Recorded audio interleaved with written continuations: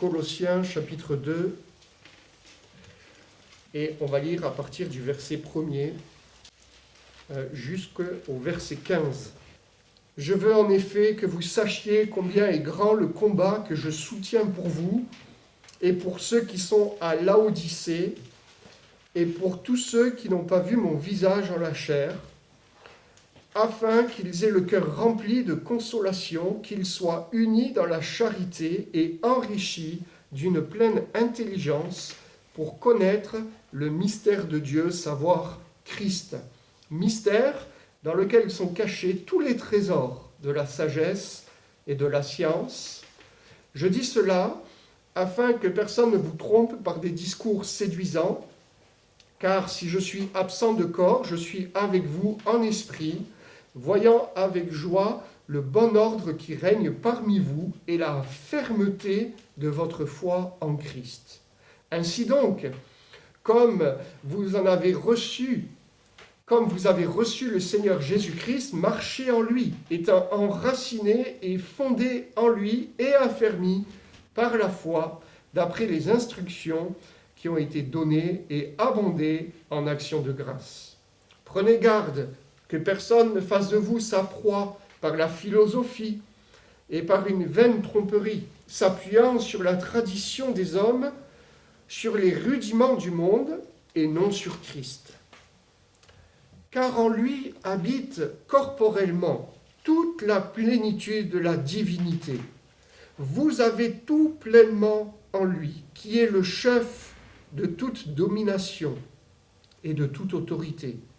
Et c'est en lui que vous avez été circoncis, d'une circoncision que la main n'a pas faite, mais de la circoncision de Christ, qui consiste dans le dépouillement du corps de la chair.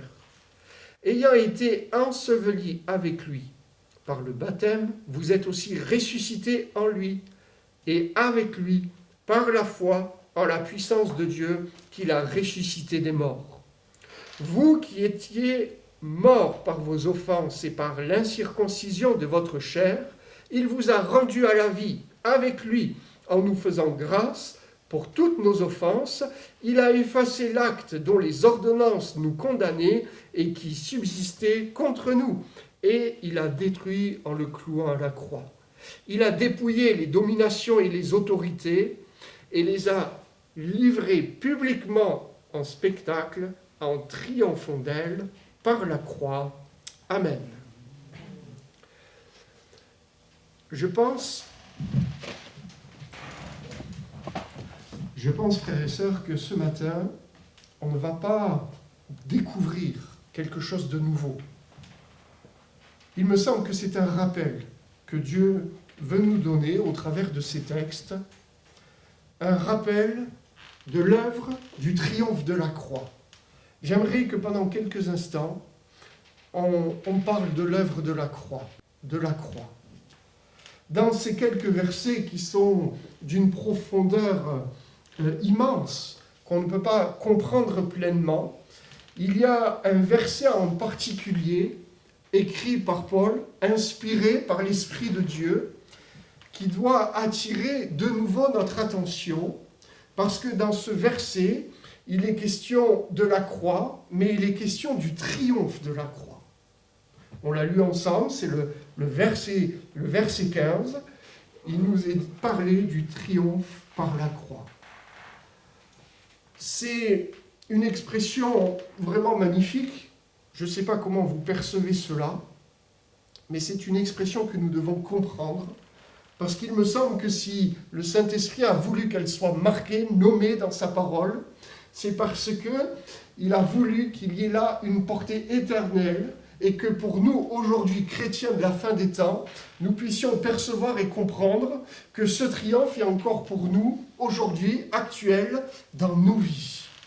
C'est cela l'œuvre de la croix. Toutes les prières, les chants, tout ce qui a été dit, la Sainte Seine, frères et sœurs, tout converger dans cette pensée de ce matin sur l'œuvre de la croix, la puissance de la croix. Pourquoi Jésus est venu, ce qu'il a accompli dans nos vies, mais ce qu'il veut encore accomplir, ce à quoi il nous appelle, qu'est-ce qu'il veut manifester en nous, pour nous, dans les temps que nous vivons. C'est cela que nous devons comprendre, peut-être réapprendre, percevoir, que le Saint-Esprit nous aide afin que cette parole que nous connaissons soit éclairée peut-être d'une nouvelle manière, afin que sa pleine lumière soit en nous et puisse nous amener à connaître Jésus, son œuvre, et que surtout cette connaissance ne soit pas uniquement théologique, mais que cette connaissance nous amène dans l'esprit, la vie que Jésus-Christ veut manifester. Ce texte nous révèle, et vous connaissez très certainement l'image qui nous est donnée derrière, lorsqu'il est question de triomphe. La définition de triomphe, on connaît, c'est une victoire éclatante. C'est une manifestation grandiose en l'honneur de quelqu'un, en l'honneur d'un général qui revient dans son pays parce qu'il a triomphé, parce que l'armée a réussi, parce qu'ils ont remporté toutes les batailles, toutes les guerres. Et l'image qui nous est donnée au travers de ce mot triomphe, c'est une allusion à une cérémonie romaine du triomphe, vous connaissez, où le général victorieux était sur un char, mais derrière lui, il y avait les rois qui étaient vaincus. Il y avait le camp ennemi qui marchait à sa suite, vaincu, enchaîné. Et ce général victorieux passait, il était acclamé, mais les ennemis étaient hués. C'est cela, cette image qui nous est donnée. Et au travers de ce texte, on le sait, il nous est dit que la solution de Dieu pour régler ce conflit qui a commencé plus de, je ne peux pas donner de date, j'allais dire une date, mais là on ne peut pas, hein, des dizaines, des milliers, je ne sais pas, on ne peut pas savoir. Ce conflit qui a commencé dans le Jardin d'Éden. Ce conflit qui a traversé l'Ancien Testament. La solution de Dieu, frères et sœurs, ce n'était pas son armée d'anges. C'est pas... Dieu aurait pu régler le problème de tellement de manières. Et on le sait. On a réfléchi, vous avez réfléchi très certainement à cela. La solution de Dieu à ce conflit, c'est la croix. La croix. La Bible nous dit qu'il a dépouillé les dominations et les autorités. Il les a livrées en spectacle, en triomphant d'elles par la croix. Ça veut dire, frères et sœurs, que nous, on n'a rien à y ajouter. Ça veut dire que nous, dans nos luttes, dans nos combats que nous avons peut-être encore aujourd'hui, la solution que nous devons mettre en place, c'est pas nous. C'est pas notre intelligence, c'est pas une méthode qui peut venir. Non, c'est l'œuvre de la croix. Et cela a été accompli par Jésus-Christ. Le fait de rappeler ces réalités doit nous amener, nous, à une pleine libération de notre être. À comprendre que la vie chrétienne, en soi, doit être très simple. On a la foi, on croit en Dieu, on croit en Jésus-Christ, son Fils, on croit en l'œuvre de la croix, on lui fait confiance, on obéit à sa parole. C'est ça la vie chrétienne, frères et sœurs. Nous, trop de fois, face à l'adversité dont nous pouvons être l'objet, face aux difficultés, face à tout un tas de choses, on n'a de cesse que d'essayer de trouver nos propres solutions. On n'a de cesse que d'essayer de trouver comment faire pour s'en sortir. Dieu nous rappelle simplement que ce conflit, que cette bataille, que cette guerre, il a remporté la victoire par la croix, par son Fils, par la mort, mais la résurrection de Jésus-Christ. On n'a rien à ajouter, frères et sœurs, à l'œuvre de la croix. C'est cela qui est extraordinaire. La croix et ce triomphe. La croix, c'est ce qui nous permet, ce texte nous le dit aussi, c'est ce qui nous permet de pouvoir être et de vivre en nouveauté de vie. Et là aussi, c'est un rappel parce que je suis conscient que nous sommes tous au clair avec cela. Mais combien il est important pour nous de pouvoir nous recentrer sur l'œuvre de Christ, sur ce qu'il a accompli. Parce que ce texte nous dit qu'il y avait un acte dont les ordonnances nous condamnaient. La Bible nous rappelle cela. La parole de Dieu nous dit, mais voilà ce qui était la réalité de vos vies. C'est qu'il y avait un document, et sur ce document étaient inscrits toutes nos fautes, étaient inscrits toutes les fois où on a manqué les commandements de Dieu. Sur ce document, tout y était. Nous, peut-être, on l'avait oublié. Nous, peut-être, c'était quelque chose de lointain, mais c'était réel au niveau spirituel. Et la Bible nous dit que la solution de Dieu pour nous réintroduire, nous introduire dans sa présence, dans ses parvis, encore une fois, frères et sœurs, ce n'est pas les anges. Il n'a pas tourné les regards vers nous en nous disant « c'est à vous de tourner », mais la solution de Dieu, c'est la croix. On le sait. On a pris la Sainte Seine. Cela nous a été rappelé au travers des chants, au travers de la lecture que notre frère a fait. C'est l'œuvre de Jésus-Christ. Les ordonnances, ce document sur lequel toutes nos fautes étaient écrites, y subsistaient. C'est-à-dire que nos efforts ont voulu, à un moment donné, peut-être cacher ce document, effacer, parce que notre propre conscience nous rappelait constamment qu'on était coupable, qu'on était loin de Dieu. Ce document, rien ne pouvait l'enlever, si ce n'est le sang de Jésus-Christ. Et c'est ce que nous rappelle ce texte. Il a été détruit par la croix. L'œuvre de la croix, frères et sœurs, c'est pour notre conversion, mais c'est tous les jours de notre vie. Parce que tous les jours, peut-être, cela peut nous arriver. Il y a des choses que nous faisons qui ne sont pas à la gloire de Dieu. Il y a peut-être des pensées, des paroles, des actes qui ne sont peut-être pas à la gloire de Dieu. Mais la croix est là pour nous rappeler que le pardon est disponible, pour nous ramener à l'amour de Dieu, qui est toujours le même, frères et sœurs, pour nous ramener à cet amour parfait, qui est capable de transformer nos vies, de nous amener à vivre cette vie de Dieu, cette nature divine que Dieu a toujours voulu donner à l'homme. Dans le jardin d'Éden, lorsqu'il a créé Adam, il lui avait communiqué cette vie. C'était toujours, et ça a toujours été le projet de Dieu, de faire des créatures à son image, pour que nous puissions vivre de sa vie abondante. On sait que le péché a détruit cela. On sait que le péché nous a enlevés de cette relation. La solution de Dieu, on le sait, c'est la croix. La croix nous introduit, nous réintroduit, on pourrait le dire, dans ce lien d'amour avec notre Dieu, dans cette relation privée, intime, particulière, dans laquelle Dieu peut nous parler, dans laquelle Dieu peut nous conduire, dans laquelle Dieu répand son cœur en nous pour nous aider à le glorifier. En fait, on pourrait dire, frères et sœurs, si on faisait un résumé, que tout est lié à la croix. La parole de Dieu nous présente Christ. La parole de Dieu nous présente Christ et l'œuvre de la croix. Sa mort, sa résurrection. Tout converge vers le Fils. Tout converge vers l'œuvre de la croix. Notre vie chrétienne, notre manière d'être, si nous sommes là aujourd'hui, si nous avons pu louer, adorer Dieu, c'est parce qu'il y a eu Jésus et c'est parce que Jésus est allé sur la croix. Amen. Nous devons comprendre qu'est-ce que cela signifie alors, la croix.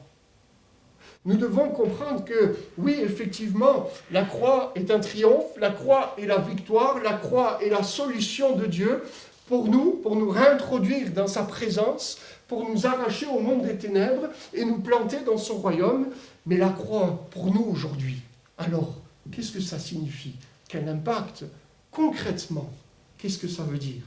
Ce qui peut nous aider à comprendre ces questions, c'est ce verset qui est peut-être un peu particulier, je ne sais pas ce que vous en pensez, le verset 11, qui nous dit « C'est en lui que vous avez été circoncis, d'une circoncision que la main n'a pas faite, mais de la circoncision de Christ, qui consiste dans le dépouillement du corps de la chair. » La circoncision de Christ.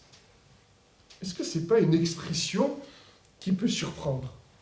Moi, ça m'a fait réfléchir quand le Seigneur m'a ramené à ce texte. Je dis, mais Seigneur, la circoncision de Christ. On comprend l'image. Et Dieu rappelle ce qu'il dit dans toute sa parole. Dieu rappelle qu'il y a là une œuvre que l'homme ne pouvait faire. Il y a là, dans nos vies, quelque chose de céleste, de divin, de surnaturel. Une œuvre que nous n'avons pas pu faire ni créer, une œuvre que lui a voulu faire parce que Dieu projette des choses dans nos vies. La circoncision de Christ. Ce qui nous amène à ces réflexions, si l'expression utilisée est circoncision de Christ, on comprend que l'image qui nous est donnée, c'est qu'il y a eu une marque de fait. la marque de Christ dans nos vies. C'est ça la croix en fait. Parce que la croix, elle nous tranche. Elle tranche dans nos vies. Le sacrifice de Christ, l'amour de Christ tranche dans nos vies. Si on aime Christ, on n'aime plus le monde. Si on a saisi le sacrifice de Christ à la croix, si on a pris ce pain et ce vin pour proclamer ce qu'il a fait, pour proclamer sa mort et sa résurrection, en même temps, frères et sœurs, on a proclamé notre propre mort et notre propre résurrection en Christ, par le baptême. C'est ce que symbolise le baptême. On a proclamé notre attachement à suivre la parole de Dieu. On a proclamé que notre vie de tous les jours doit honorer et glorifier Jésus-Christ, et uniquement Jésus-Christ. C'est-à-dire qu'on met de côté notre propre volonté, on met de côté nos désirs, on veut suivre Jésus-Christ. La croix, c'est la marque de Christ en nous, frères et sœurs.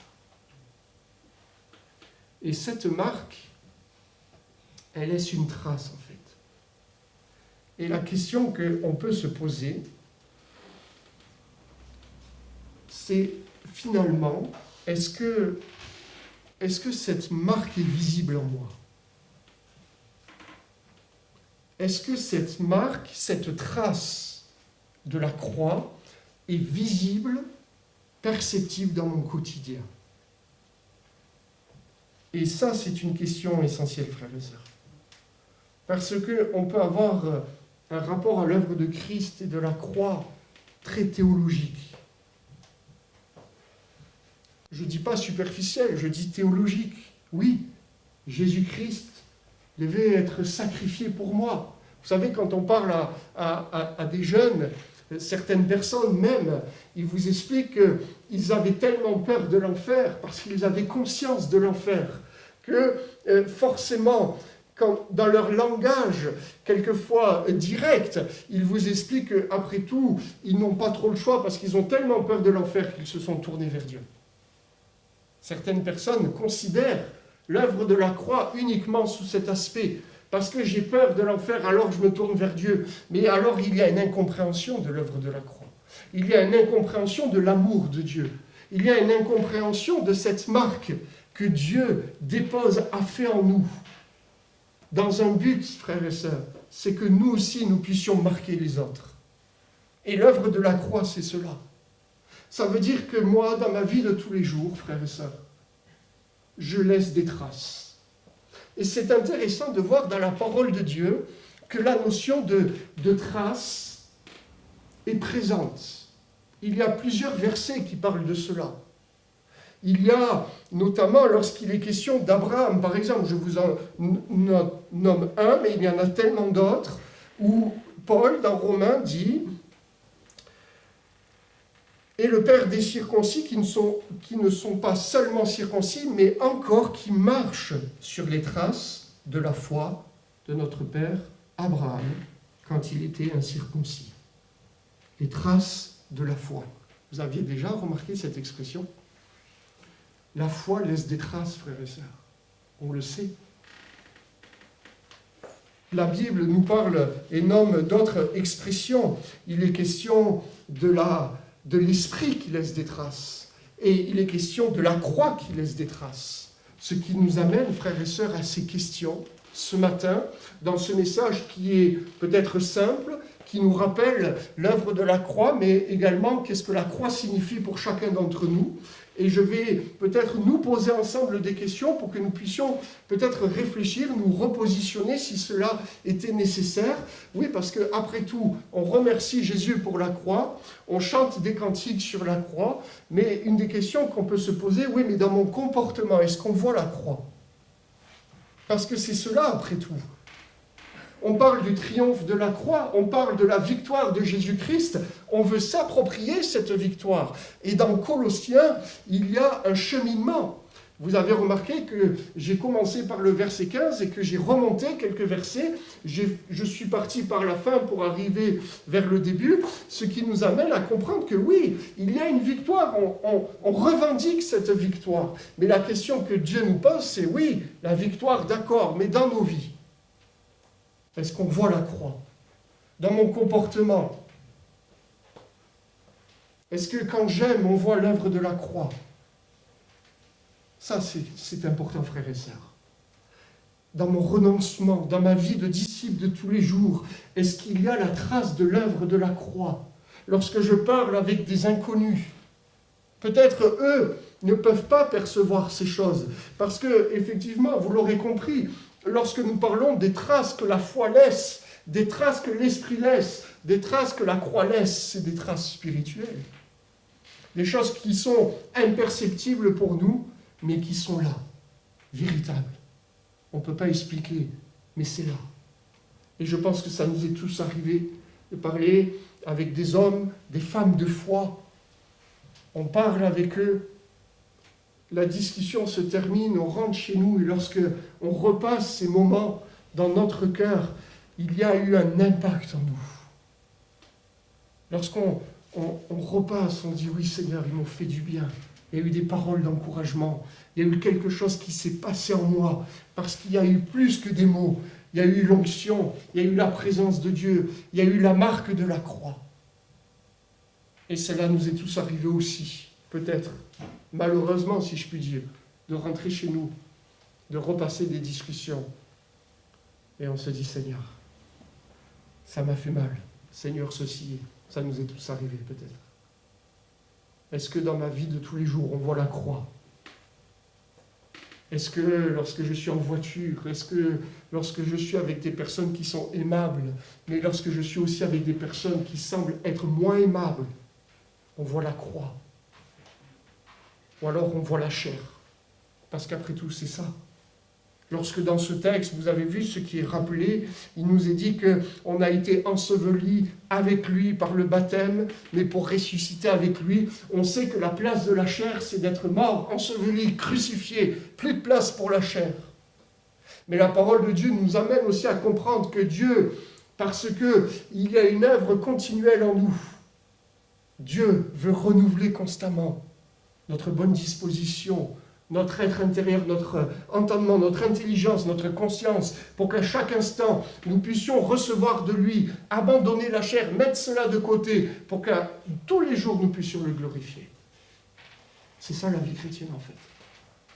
Mais quelquefois, vous savez, et je plaide avec vous, je me suis aperçu, je vais le dire comme cela, comme ça personne ne se sent visé, je me suis aperçu que quelquefois, après des mois, des années peut-être de conversion, on a un rapport presque religieux avec la parole, un rapport presque religieux avec l'œuvre de la croix, un rapport religieux avec Jésus-Christ, parce que peut-être qu'on ne rentre pas dans une routine, mais on a un langage évangélique, on a une manière de parler qui fait que, oui, on a une manière de parler qui est biblique, mais est-ce que le cœur est attaché à Christ? C'est autre chose. Et on a tous fait cette expérience.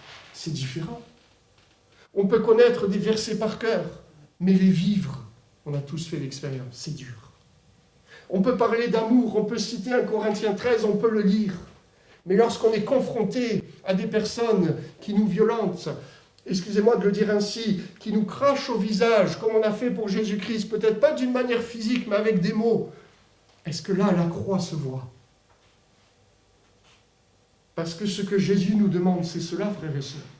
Et lorsque nous amenons nos pensées à comprendre que oui, la croix, c'est un triomphe, et que ce triomphe, Dieu nous donne toutes les capacités, tout ce qui est nécessaire pour que nous puissions le vivre, alors immanquablement, ça nous ramène à nous et notre relation privée, intime avec Jésus-Christ, qui fait que sa personne est notre modèle. Je m'inspire de qui est Jésus. J'aime entendre parler de lui. J'aime lire la parole. Pas forcément en grande quantité, mais j'aime lire la parole, méditer sa parole, parce que sa parole me parle de Jésus. Et quand je lis la parole, alors immanquablement je suis confronté à ce que je suis. Je m'aperçois que je suis loin de Gethsémane. Je suis loin de ce combat que Jésus a pu tenir, et quelquefois qu'il m'appelle moi-même à tenir, où ma volonté essaye constamment de prendre le dessus. Oui, humblement, je suis loin de tenir bon. Je suis peut-être comme les disciples, en train de capituler intérieurement en disant « Seigneur, après tout, tu me connais. Si j'y arrive pas, tu me connais. » Il y a tellement de textes, tellement de moments que nous manquons, frères et sœurs, avec le Seigneur, dans lesquels il veut nous amener à des victoires, dans lesquels il veut nous rappeler que oui, il a réglé tout ce qui était nécessaire par la croix, par le sacrifice de Jésus-Christ. Il n'y a rien d'autre, frères et sœurs, aucun autre chemin, aucune autre méthode, aucune autre pensée, aucune philosophie. Frères et sœurs, rien que la croix pour nous aider, pour nous faire vivre, pour nous amener à expérimenter ce que Jésus veut nous faire vivre à chaque instant, sa vie de résurrection, nous permettre de pardonner là où le pardon est impossible à donner, frères et sœurs. Il n'y a que la croix qui peut le faire. Vous savez, ça m'est déjà arrivé, et malheureusement, frères et sœurs, vraiment malheureusement, lorsque vous parlez à des femmes d'un certain âge qui vous racontent combien elles ont été abusées étant enfants et qui portent ces marques, et que vous leur dites, mais voilà, la solution de Dieu, elle est là pour toi. C'est pas la vengeance, c'est pas la haine, c'est le pardon. Parce que la croix nous place devant le pardon de Dieu. Et j'ai vu, frères et sœurs, des femmes faire cela, écrire un courrier où elles disaient à la personne qui les avait violentées, des choses terribles, dire voilà, je te pardonne. Et ces mêmes personnes, au moment où elles écrivaient ce courrier, étaient complètement visitées par la présence de Dieu. Parce qu'il y a là l'œuvre de la croix qui est vivante, frères et sœurs. Parce que la croix, ce n'est pas une théorie. Ça ne doit surtout pas être une théorie. Ça ne doit surtout pas être un dogme de notre Église. Ça ne doit surtout pas être une habitude où finalement, voilà, on doit chanter 2 chants sur la croix. Dans nos prières, on doit mentionner la croix. C'est pas ça la croix, et on le sait tous, frères et sœurs. La croix, c'est en nous. La croix, c'est notre vie. La croix de Jésus-Christ, c'est toujours le moyen par lequel nous pouvons vivre les grâces que notre Dieu a prévues pour nous. La parole de Dieu nous parle du dépouillement. Eh oui. On ne veut pas entendre parler de ça, frères et sœurs, parce que c'est difficile. Littéralement, le mot dépouillement qui est employé, c'est facile à comprendre. C'est on prend un vêtement, on prend ce que l'on porte, et on l'enlève, on le met à côté de nous, et on ne le touche pas. Et si Dieu nous amène à vivre cela, ce n'est pas pour nous laisser nus, mais c'est parce que lui, il a des vêtements à nous donner. Il a des vêtements à nous donner. Des vêtements que peut-être nous, on ne perçoit pas. Mais il y a tellement de vêtements, ce revêtement de puissance que Dieu veut nous donner. Et quelquefois, on s'aperçoit que c'est difficile de laisser notre veste, de laisser ces vêtements que nous portons, parce que après tout, ça nous sécurise. La vengeance peut sécuriser, le non-pardon peut sécuriser. Il y a tellement de choses qui peuvent nous maintenir dans un état qui est sécurisant pour la chair, et tellement inconfortable pour l'esprit. La croix, frères et sœurs, l'œuvre de Christ, ce triomphe, cette victoire, ce qui a permis que les ordonnances qui nous accusaient, qui subsistaient contre nous jour après jour, puissent être détruites, c'est le sang de Christ. Ce même sang, frères et sœurs, ce même sacrifice qui a une portée éternelle, et là, veut se manifester dans nos vies pour que nous puissions comprendre que nous avons tout à gagner, tout. Mario a introduit ces chants en disant que tout était possible à Dieu. Nous avons tout en lui, ton amour, ta puissance, frères et sœurs, on l'a tous chanté. Mais si on chante ce cantique, c'est parce que la croix n'est pas une religion, n'est pas un dogme, n'est pas une théorie. La croix, nous la vivons tous les jours de notre existence. Quelle trace la croix laisse-t-elle en nous, frères et sœurs? Lorsque nous sommes au travail, lorsque nous sommes confrontés à des personnes qui sont dures, est-ce qu'on arrive? On ne peut pas seul. On ne peut pas avoir un regard d'affection sur des personnes qui nous font du mal. C'est difficile. Mais il me semble que Christ veut nous aider à ça. Parce qu'il y a une circoncision que Christ fait en nous, frères et sœurs. Une marque, une coupure avec notre ancienne vie. C'est Christ qui a fait cela. Et lorsque Christ commence quelque chose, il veut l'amener à la perfection. Mais c'est à nous, frères et sœurs, d'accepter, de comprendre, oui Seigneur, aide-moi à être fidèle avec toi. Aide-moi dans l'acceptation de me dépouiller, dans le renoncement que tu me demandes. Nous, on voit tous ces points comme quelquefois étant peut-être difficiles. Lorsqu'on parle de renoncement, peut-être il y a d'un seul coup un sac à dos de 50 kilos qui vient sur notre dos. On se dit, mais Seigneur, c'est dur, alors que le renoncement, frères et sœurs, c'est la plus grande libération que Christ ait pu... Enfin, j'exagère peut-être, mais pour qu'on comprenne la pensée, le renoncement, mais c'est le meilleur chemin pour nous. Parce qu'au travers du renoncement, Jésus nous dit, mais tu n'as pas besoin d'être quelqu'un d'autre, tu n'as pas besoin d'essayer d'être autre chose, tu as besoin d'être toi-même transformé par la puissance de Christ en vivant l'œuvre de la croix. Renoncer à nos aspirations, renoncer à tout ce qu'on désire pour gagner Christ, frères et sœurs, c'est cela notre vie. Et c'est cela aussi l'œuvre de la croix. Parce qu'à Gethsémani, il y a cette parole qui retentit. Non pas ma volonté, mais ta volonté. Et frères et sœurs, si Jésus l'a fait, c'est parce qu'il y avait là un chemin merveilleux pour chacun d'entre nous. Un chemin qu'on ne peut pas analyser. Un chemin qu'on ne peut pas comprendre pleinement. Un chemin qui est en dehors de ce que le monde forcément nous propose aujourd'hui. Mais un chemin de puissance, de surnaturel. Frères et sœurs, on aspire tous à voir la gloire de Dieu se manifester dans nos vies premièrement. Parce que c'est par là que Jésus commence. Dans nos familles, dans nos foyers, avec les personnes que nous côtoyons jour après jour, c'est là où Dieu veut commencer. On aspire tous à vivre le surnaturel. Mais ça commence par ça. Ça commence par la croix. Ça commence par la mort, mais aussi la résurrection. Et la croix est très équilibrée, frères et sœurs, dans nos vies. La croix, ce n'est pas que la mort. La croix, c'est la mort, mais aussi la vie de résurrection. C'est aussi la puissance de Dieu. C'est la présence du Saint-Esprit. Et frères et sœurs, on est, et on le sait, il ne faut pas être prophète pour dire cela, on est dans la période de la fin des temps. On a besoin de retrouver cette relation simple avec Jésus-Christ. Cette relation où il nous révèle ses plans. On a besoin de révélation. On a besoin que Christ nous conduise. On a besoin que notre intelligence soit renouvelée. Il nous faut arrêter peut-être de regarder à nous, à nos faiblesses, à nos incapacités, à ce qu'on n'arrive pas à faire. Mais il nous faut regarder à Christ, à sa croix, afin qu'il puisse déverser en nous ce qui est nécessaire pour que jour après jour, nous puissions avancer sur son chemin. C'est cela que Dieu veut faire, frères et sœurs. Nous sommes dans une période compliquée, mais frères et sœurs, je veux croire que dans cette période compliquée, il y a la réponse de Dieu à cette période-là.